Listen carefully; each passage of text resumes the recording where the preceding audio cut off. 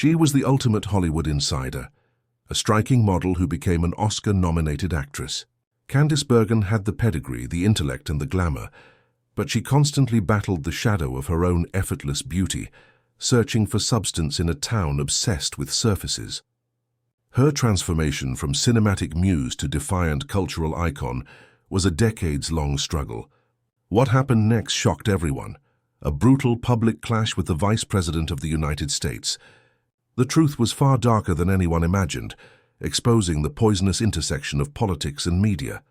Born in 1946, Candice's life was steeped in show business.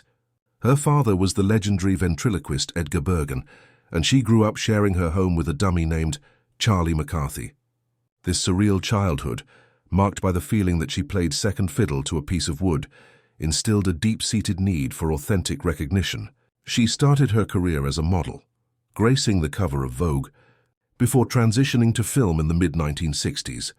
Despite her early success in films like The Sand Pebbles, she struggled against the perception that she was merely a beautiful, privileged dilettante. The main story is her shift from dramatic acting to fierce feminist political satire.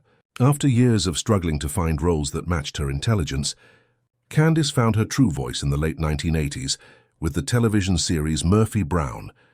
Playing a sharp-witted, uncompromising investigative journalist, the show became a cultural lightning rod. It was not merely a career comeback. It was a defiant statement on female power. But the show's success placed Candice directly in the crosshairs of the political establishment. As the 1992 presidential election approached, the tension built, threatening to engulf her career in a national controversy.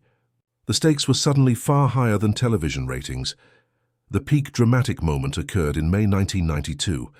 Vice President Dan Quayle delivered a now infamous speech, specifically attacking Murphy Brown for having a child out of wedlock in the show's storyline.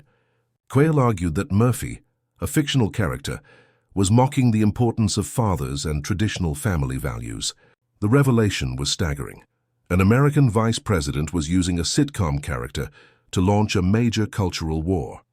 Candice, as the face of the controversy, became the unwitting central figure in the national debate over single motherhood and morality. It was an unprecedented act of political theater, elevating the show from entertainment to a political battleground. The aftermath was a massive media frenzy and a spike in the show's popularity. Candice, initially shocked, used her platform to subtly, wittily answer the attacks both on and off screen. She coped by embracing the role of the intelligent, unapologetic woman the character represented. The show later responded directly to Quayle in a famous episode. Candice Bergen's lasting impact is that of a woman who finally conquered her early career struggles by finding a role that allowed her to be both famous and respected. She proved that the beautiful blonde could be the most intelligent and most feared woman in the room.